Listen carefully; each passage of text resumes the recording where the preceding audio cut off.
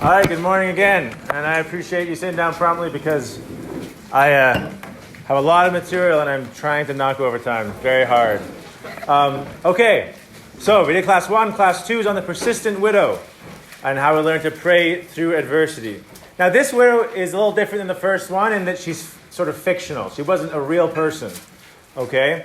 She's a symbolic character in one of Jesus' parables. We'll find out that she actually personifies the situation, the desire, and faithfulness that believers have experienced throughout the ages. So, our agenda for today. We're talking about the power of persistent prayer. For those of you who like alliteration, there you go. The widow's adversary, and then God's vengeance, okay? Now, that might sound a little bit sort of ethereal for now, but it'll get more concrete in a second. And our big question we're asking ourselves today is prayer powerful? Okay? Now, you probably have seen the red book called Making Prayer Powerful. And the reason you need a book like that is because it's hard to know how to pray and to know what prayer actually does. And we're going to be looking at some people today who were wondering if prayer was working because they kept praying and they didn't get a lot of answers, okay, or it didn't seem like they did.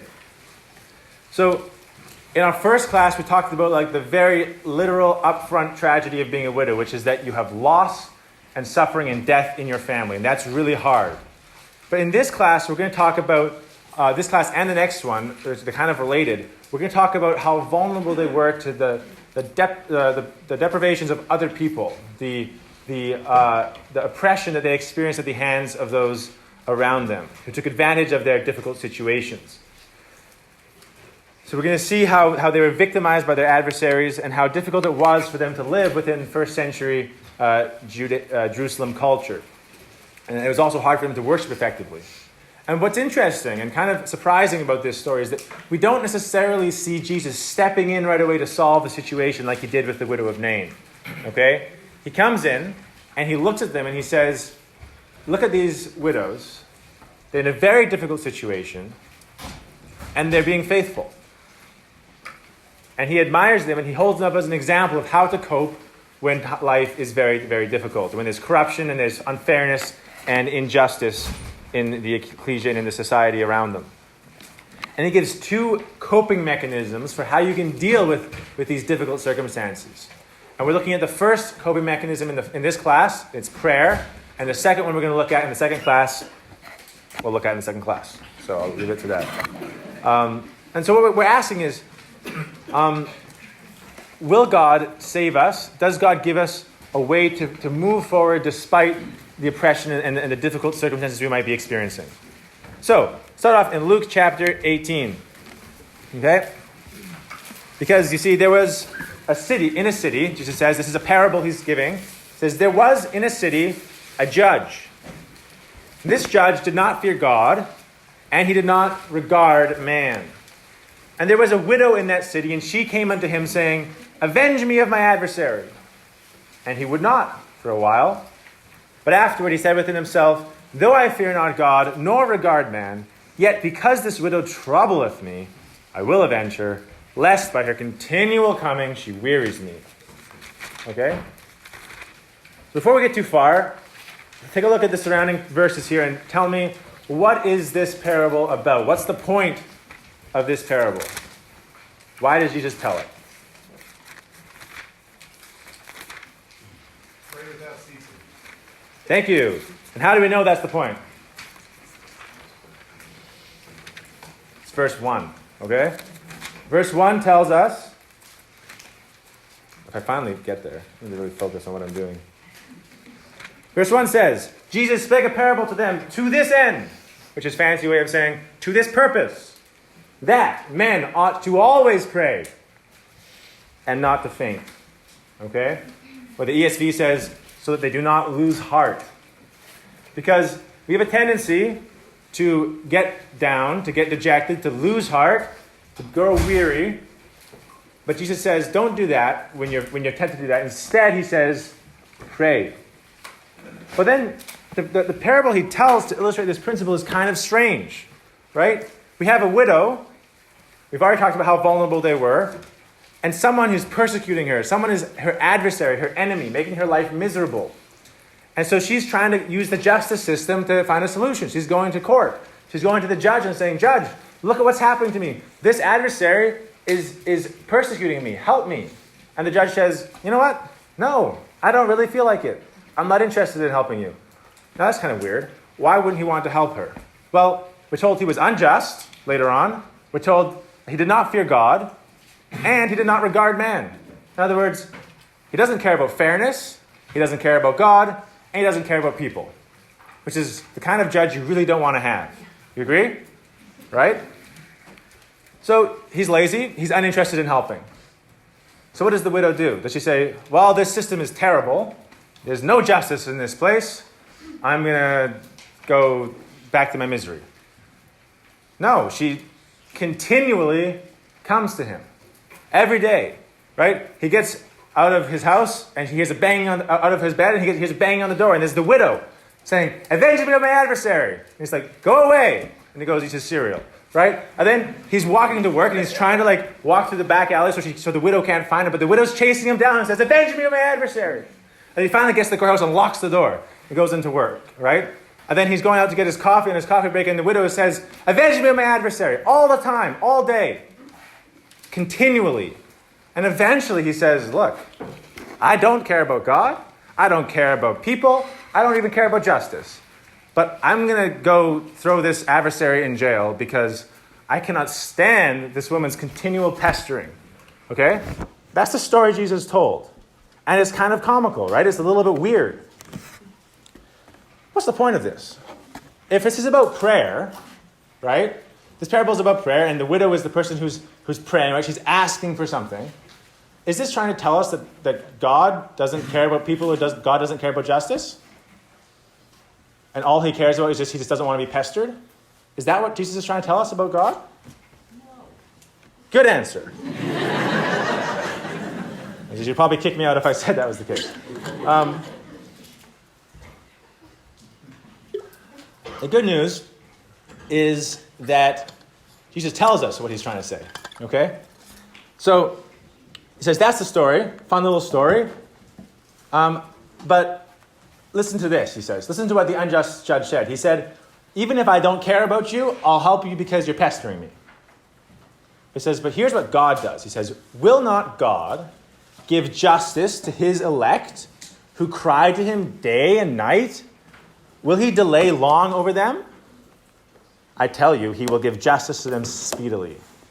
So Jesus is actually making a contrast here between the unjust judge who doesn't care about you and will only save you because he doesn't want to be bothered, and God who will give justice to his elect, who does care, who already cares about your situation. When you ask him for it, he's doubly wanting to help you out.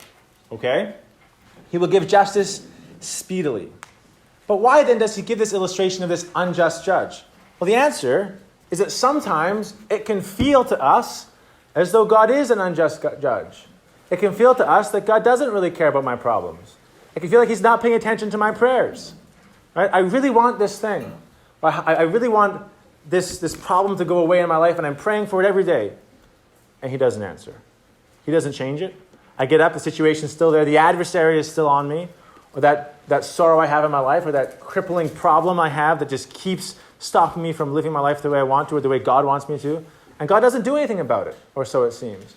And so our temptation then is to say, so God probably doesn't care about me. Maybe he just doesn't care about justice.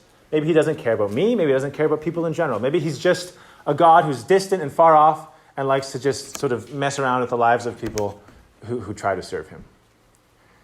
And Jesus says, yeah, it's going to feel like that sometimes. But the lesson of this persistent widow is her persistence. She's always praying. She's always asking for help. She's pounding on the door of heaven saying, God, please help me. And if someone who doesn't care about that person would do it just to stop with the bother, how much more, Jesus says, would a God who is already on your side? Okay, so that's the general principle. What Jesus is trying to do is he's identifying an experience that believers always experience. This is experience of unanswered prayer, of having a problem in your life that isn't going away. He's saying you're going to experience this question And the question is, will God answer prayers for justice? Okay. Initial answer is yes, he will. You just have to wait for him to do it at the right time. Okay? Now, hold all those thoughts for a second, and we're going to talk about a bigger picture of this parable. Because it's not just about your individual life and your individual problems and your individual prayers. It's talking about something on a bigger scale, a bigger symbolic scale that comes from the Old Testament. Okay?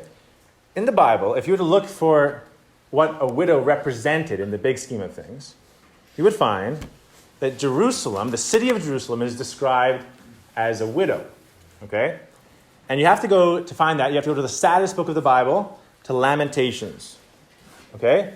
Lamentations is the book of the Bible that's Jeremiah, after Babylon comes and destroys Jerusalem and takes everyone captive. It describes like the terrible situation in the city where people are starving, they're abandoning their own children, or worse. They're doing all sorts of terrible things. Everyone is just sobbing and crying and desperate. And so Jeremiah describes Jerusalem like this. He says, "How lonely sits the city that was full of people. How like a widow has she become. She who used to be great among the nations, she who was a princess among the provinces, has become a slave." So he says, desolate, destroyed Jerusalem is like a widow. Okay? And then if you have the courage to read through the rest of Lamentations, it's just describing over and over again how bad it was in Jerusalem, how desolate it was to be this city, like a widow who has her husband is dead. Now the interesting thing is, if you turn over to the end of Lamentations, the last chapter, the last few verses, you'll find that the question of the parable we just read is asked. Lamentations 5, verse 20 to 22, I believe this is from the ESV. Jeremiah asks, "Why do you forget us forever? Why do you forsake us for so many days? Restore us to yourself, O Yahweh, that we may be restored. Renew our days as of old, unless you have utterly rejected us, and unless you remain exceedingly angry with us." So Jeremiah here is expressing the feeling that the people of Jerusalem had. He said, "Look, God, you let your city get destroyed. You let people come in and kill my husband and my family, and my kids have starved, and I'm starved within an instant of my life, and I'm full of disease from malnutrition and from viruses that have gone around through this situation under the siege." He says, "I'm in a terrible situation. It seems a lot like God has forsaken us." He says, "You don't care about us anymore. You're not interested in justice." And so the book ends with a question. In the King James it says, "But thou hast utterly rejected us." And that's not apparently the greatest translation. It's more of a question that says, have you utterly rejected us? Is this how you want the story to end, God? You want it to end with us just desolate and destroyed? And so that's the question that Jesus identifies. Because remember, he's speaking to the people of Israel, people of Judah. And are they free from oppression at this time? No. They are suffering under the occupying force of the Roman army. Right? And they've never been free ever since this time when Jerusalem was destroyed. And so they're still wanting the kingdom to come. They're wanting to have independence again. They want to have their own nation. They want freedom. And so they still feel kind of like God isn't really paying attention to them and to their needs. But Jesus says something kind of interesting back in that parable, which was that the widow, she prayed continually. And so Jesus said in answer, he says, God will avenge his people who do what? Who cry unto him when? Day and night. Shall not God avenge his elect, which cry to him day and night? And if you look at that, there's actually a lot of verses you can find in the Bible that talk about praying to God night and day.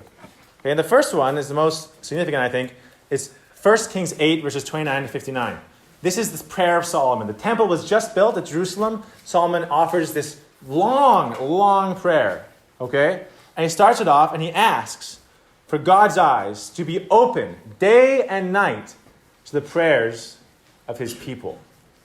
And then he goes through that prayer and he says, he sets up a ton of different scenarios that might happen to the children of Israel. He says, look, if the people have a sickness and there's sickness going throughout the land, and they come to this house and they pray to you, please hear in heaven your dwelling place, and when you hear, heal them.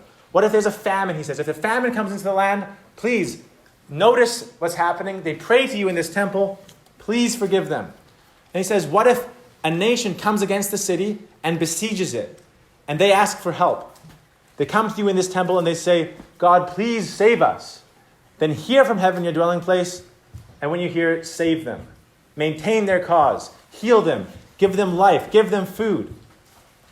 He says, even if they get taken captive, they get taken to a faraway land, if they from that place look towards Jerusalem and they say, please restore us.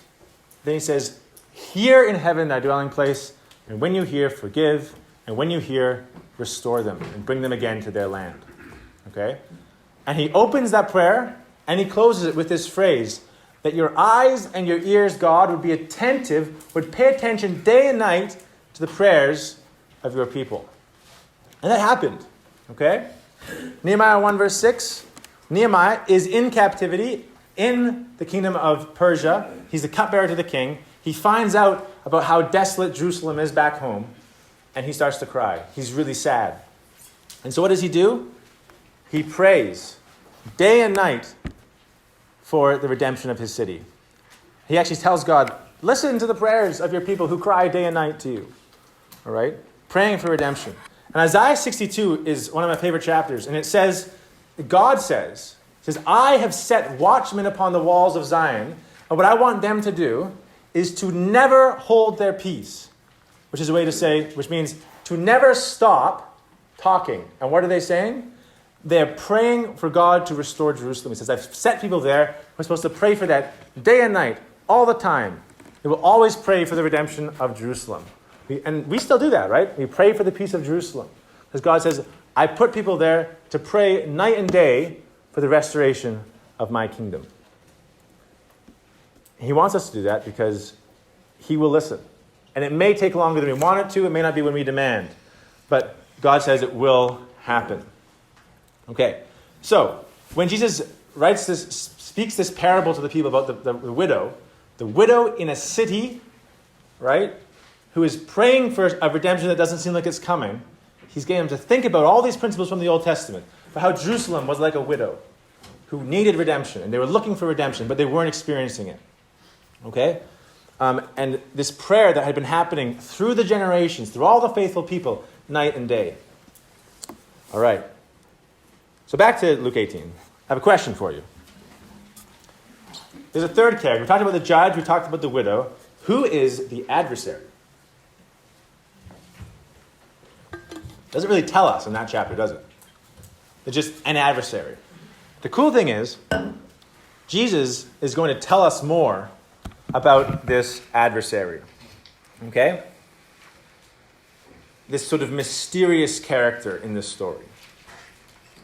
Because while the people of Jerusalem were experiencing hardship under their Roman occupation, I don't think it was the Romans that they really needed deliverance from. Okay? Because Jesus is talking about an adversary that was specifically an adversary against the widows in Jerusalem. And to find out who that was, we have to look at the context of this chapter. Okay, so you see at the top there, Luke 18, verses 1 to 14, that's the parable of the persistent widow, and then there's another parable about prayer after that. Then from verse 15 on, it's an account of what happens as Jesus makes his way towards Jerusalem for his final trip to Jerusalem where he's going to die. This is close to the end of the ministry of Christ, okay? We get to chapter 19, and in chapter 19 we have the triumphal entry, where Jesus rides on the colt of the donkey, and he rides into Jerusalem. It's this big deal, everyone's excited. And then a couple of days later, he's in Jerusalem in the temple in chapter 20, and there's all these debates, okay? There's all these questions. The Pharisees and the scribes and the Herodians and all these different people keep trying to trip him up and to try to make him look bad in front of the people. Okay? Verses 1 to 4 of chapter 21, we have the account of the next widow we're going to be talking about. And then after that, it's the Olivet prophecy, okay? And then it's just a couple of days later, he gets crucified. But that's where we are in the story, okay? Now, we're going to zoom forward to chapter 20. Okay, so turn your Bibles to Luke chapter 20.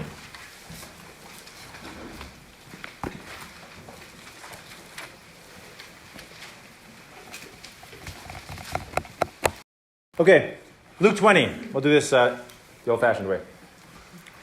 Look at Luke 20, verse 45. At the end of all these debates, Jesus says, in the audience of all the people, Jesus turns from arguing with the scribes, and he turns to the people, and he says, beware of the scribes, which desire to walk in long robes and love greetings in the markets, and the highest seats in the synagogues, and the chief rooms at feasts. And what else do? They devour widows' houses. And for a show, they make long prayers. The same, he says, shall receive greater condemnation. Jesus says, you gotta watch out for these scribes, these religious rulers, because what they do is they devour the people who are vulnerable. They use their position of authority to persecute the lives of the vulnerable, of the widows, the fatherless, the stranger. Okay? They would use their knowledge of the law to try to make it seem like they were doing the widows were doing things wrong, and they would find a way to effectively steal their property, devouring their houses. It was the religious rulers who were the primary adversary of the widows. Interestingly, there were two things that were said there about these people. They devour widows' houses, and what was the other thing? For a pretense, they make long prayers.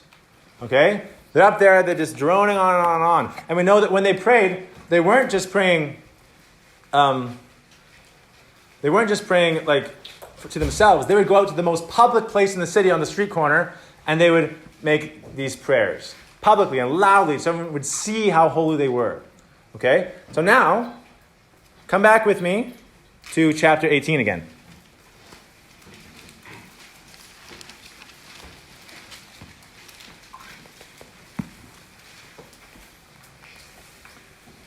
Chapter 18, the parable of the widow, right? It's a parable that's there to show people how they're supposed to pray, right? So you should pray so they don't lose heart. And he tells us the lesson about it. And then in verse 9, he tells another parable. Let's read the parable together, okay? He spake this parable unto them which trusted in themselves that they were righteous and despised others. Two men went up into the temple to pray. The one was a Pharisee, and the other a publican. Okay, two people. A Pharisee, one of those religious rulers, and a publican, a tax collector, someone who was an outcast in society. Nobody liked them because they were kind of collaborators with the Romans, and they were cheats. Okay? They sinned all the time, and they hung out with prostitutes. That's what they did. Okay? Now, what's it tell us about this publican and this Pharisee? The Pharisee goes up into the temple, and he's there to pray. And what he does is he gets the highest place, and he says, all right, everybody, prayer time. Okay? He says, who's he praying to, by the way? He prayed thus with himself, God, I thank thee that I am not like other men. Those people who are unjust, extortioners, adulterers, or even as this filthy publican over here. Thank you for not making me bad like them. I fast twice in the week. I give tithes of all that I possess. I'm a good Christadelphian. I serve God the way I'm supposed to. And then he just stops his prayer because he feels pretty good after that. He's like, that's pretty good. And now everybody knows that he gives tithes, right? What a great guy, this Pharisee.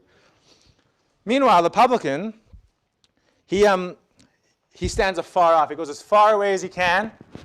Okay? He kind of hides. And he doesn't even have the courage to lift his eyes up towards heaven. And this is his prayer. God, be merciful to me, a sinner. Now one of those men goes back to his house and is justified. One of those men receives forgiveness. One of those men is a person who God sees as righteous. It's not the person who said he was righteous, who listed the things that he did that made him righteous. It was the person who recognized that he was not. The person who recognizes his flaws. Who recognizes how much of a sinner he is and how much he needs the amazing mercy of God. And that's the parable.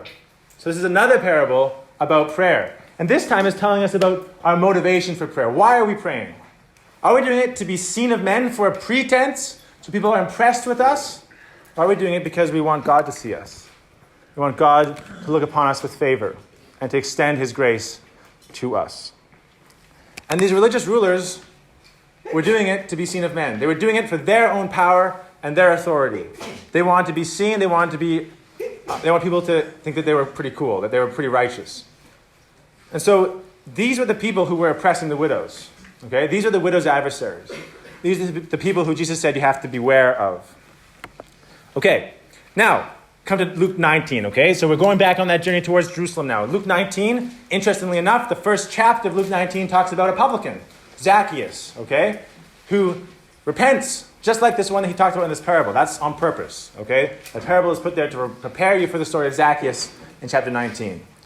And then, in the middle of chapter 19, Jesus rides into the city of Jerusalem triumphantly on a donkey. People say, Hosanna to the Son of David, blessed is he who comes in the name of the Lord. Finally, our king is coming. He's going to set up the kingdom. He's going to get rid of the Romans. He's going to deal with all the problems that we've been dealing with, right? He's going to get rid of all that bad stuff. He's going to set up God's kingdom. We're going to be restored. Yay, it's great, okay? And Jesus is there. Everyone's like way behind. Everyone is throwing their coats away down in front of him to make his path softer. They're fanning him with palm fronds, all this stuff, right? Big celebration. Jesus comes near. What does he do? He starts to cry.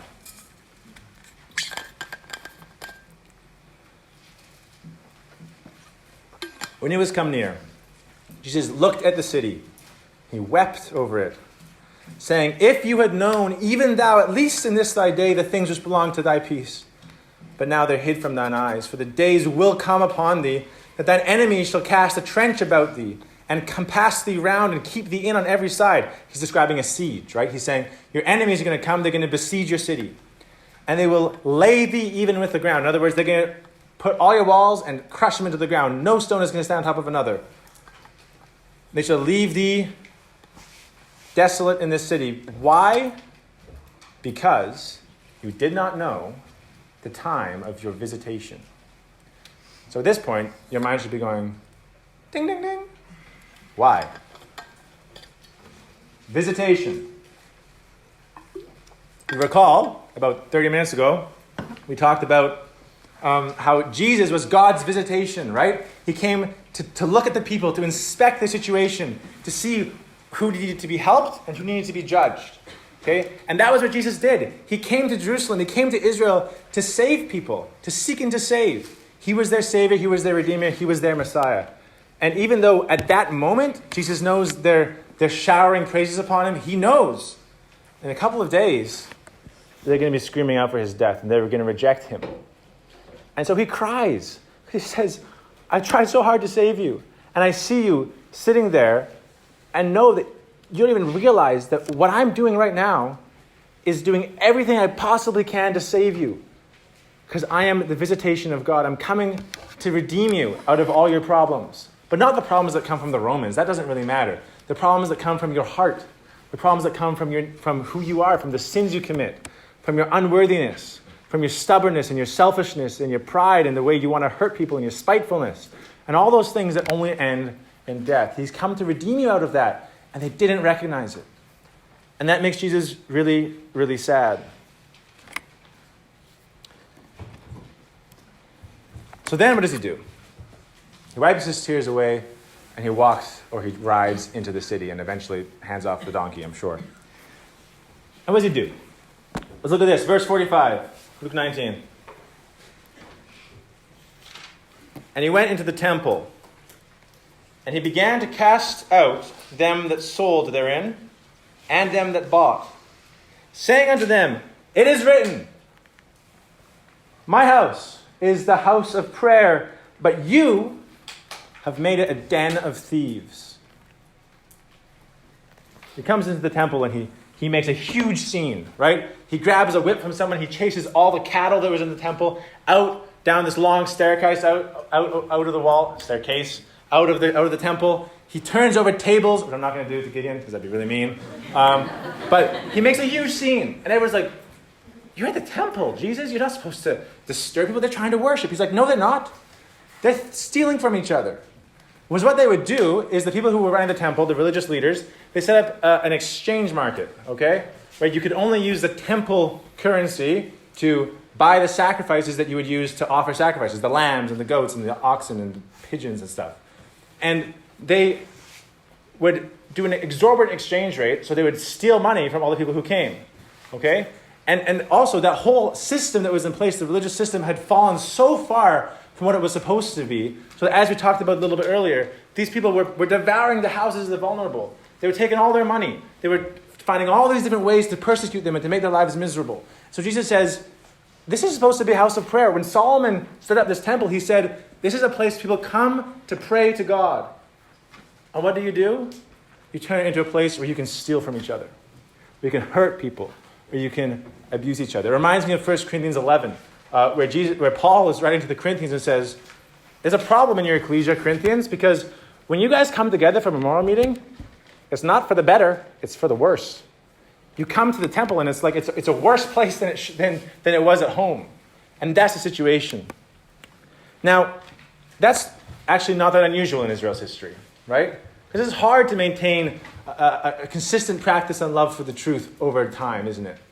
Think of the time of Hannah, right? Hannah and Samuel, the beginning of 1 Samuel. What was happening at the tabernacle at those days? Well, the priests were stealing the sacrifices and eating it for themselves instead of giving it to God. And they were committing fornication on the doorstep of the tabernacle, all the time. And they knew that was what was happening. This is what was happening at the temple. Now, the question is, what do you do when the place where you're supposed to worship is that bad? When it's full of corruption, and it's full of immorality, and it's full of terrible situations. One solution would be to say, I'm not going there anymore because it's a terrible place to be. The other solution is to say, what can I do to try to make this a little bit better? Now, what could this widow do? This widow who's being treated terribly by the religious leaders, who goes to the temple only to have her money stolen from her, right? Is she in a position to make a lot of difference? To go in there and to get after the high priest and say, look, high priest, you've got to change what you're doing. Not really, right? She'd probably get thrown out. So what can she do? She can bang on the door of the judge of all the earth. She can persistently pray for something to change. Not unlike Hannah, who goes to the temple, amidst all the terrible stuff that was happening there, she kneels and she prays. She prays for God to send a redeemer, someone who would come and fix the situation. You see, the Pharisees and the scribes made the temple a den of thieves, but the widows made it a house of prayer. Because they understood the point. They remembered what Solomon said when he set up the temple. This is a place people come to pray to you, to ask for your help, where God listens.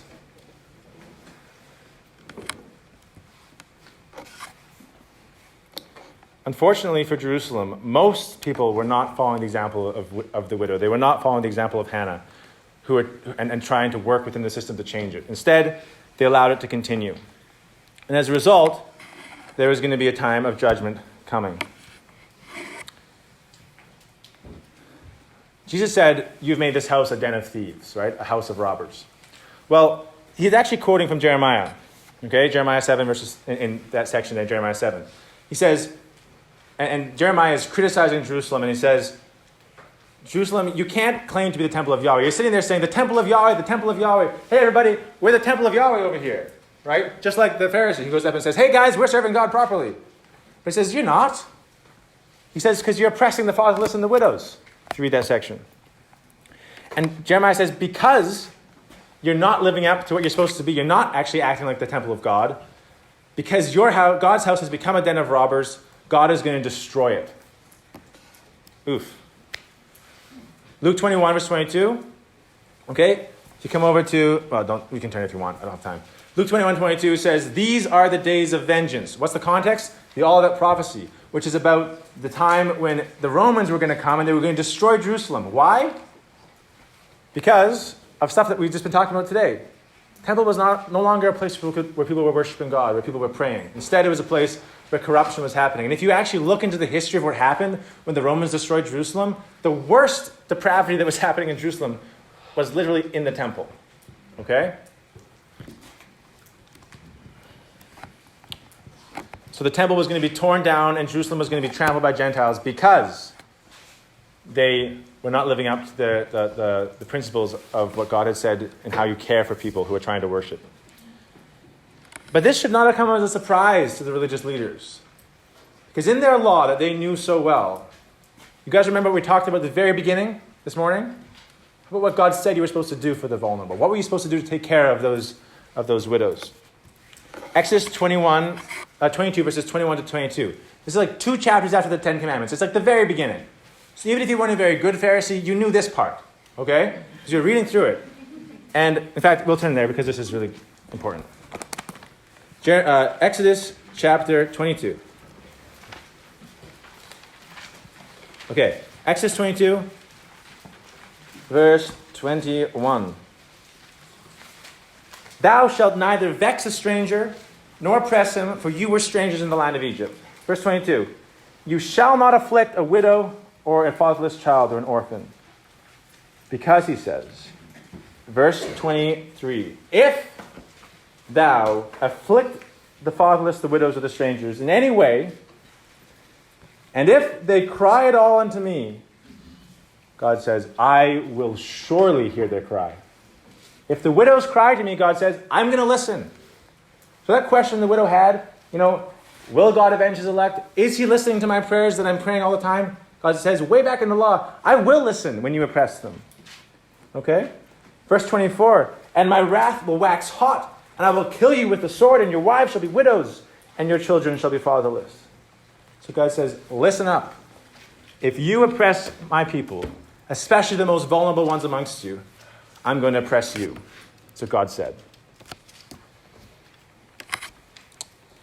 So that is the dark ending of our class. Okay? So in other words, because Jerusalem had failed to live up to the spirit of the law, they had failed to remember that God wanted you to take care of the broken. And they had turned the place that was supposed to be a place where prayer happened, where people got closer to God, people were supported and helped, and were included in a family, the broader family of God, because the whole point of being someone who follows God is that you're not bound to just your physical family. Maybe you're alone. Maybe you're an orphan. Maybe you have bad relationships with those in your initial family. Maybe you had to sacrifice a lot for the truth. But you come to the truth. You come to the hope of Israel. And God says, welcome. I'm a God who puts the solitary in families. That's what I do. And the people who were running the temple had forgotten to do that. And as a result, they were going to be judged. So what are our lessons for today? God is watching how we treat those around us. It matters what we do. And obviously, we can sit here and be happy because we don't have exorbitant exchange rates at our ecclesia. That's good. We're not doing that. And most of us don't stand up and pray in front of everybody to tell you how good I am, right? Hopefully that's not happening. But it happens in small ways, right? All of us have a temptation to try to look good in front of people at the expense sometimes of other people's feelings and their positions, right? All of us have passed by so many opportunities to help someone who needed help, right? Someone who maybe was less popular or who was kind of awkward or who we didn't know how to help or we didn't know them very well. And so we just leave them to themselves and we hope that they'll be okay and maybe someone else can help them, right? But God says, I'm watching. I'm watching what you're doing. I'm watching how you're caring for each other. It matters. And related to that, don't make God's house a place that you go for your personal profit. Obviously, we come to the ecclesia, we come to a weekend like this, we get a lot out of it for ourselves. That's really good, right? But we shouldn't be going there just so we can feel good about ourselves, so we can enrich ourselves. It's not somewhere we go just to make our guilty conscience feel better and give us a false sense of self-worth or of affirmation because, oh, we're good people, we go to church or something like that, right? It makes us feel better for the bad things we do during the week. No, that's not what the house of God is for. There's no place for covetousness in the ecclesia. There's no place for personal ambition, especially if it comes at the expense of other people. Because God's house is meant to be a house of prayer.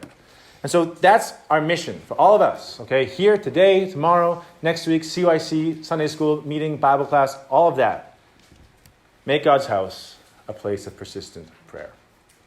Thanks.